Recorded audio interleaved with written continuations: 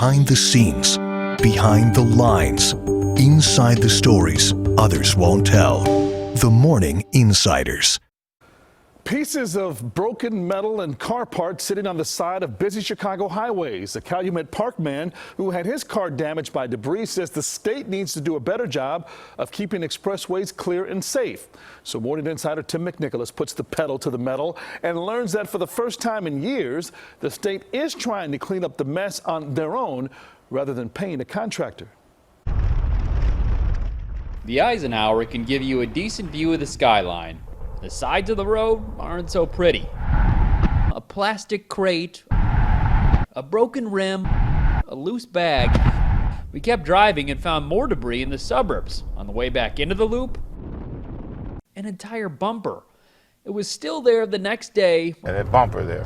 When we showed Walt Rivers. What does it cost too much to remove this stuff? What is the issue with taking care of these things? Rivers says it's not just the Ike.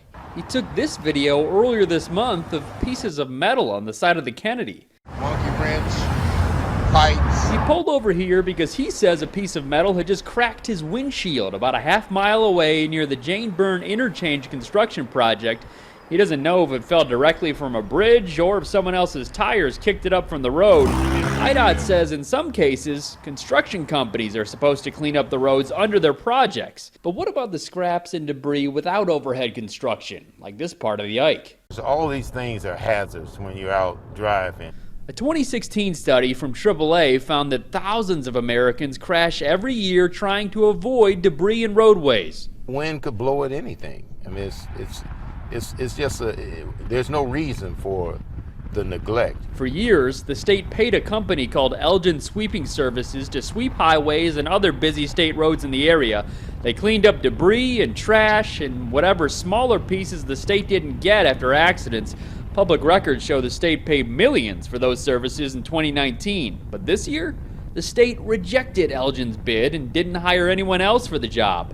IDOT says they have their own sweeper trucks and they're in the process of leasing more to be used by IDOT crews. Tim McNicholas, CBS 2 News. Now, Elgin does still have one contract with the state, but that's only to sweep bus lanes on part of the Stevenson and 94. Nowhere near as big as the job they used to have.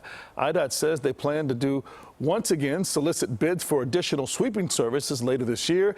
The state also says their full staff is now back, but for part of the spring, the maintenance staff was limited due to COVID-19 precautions.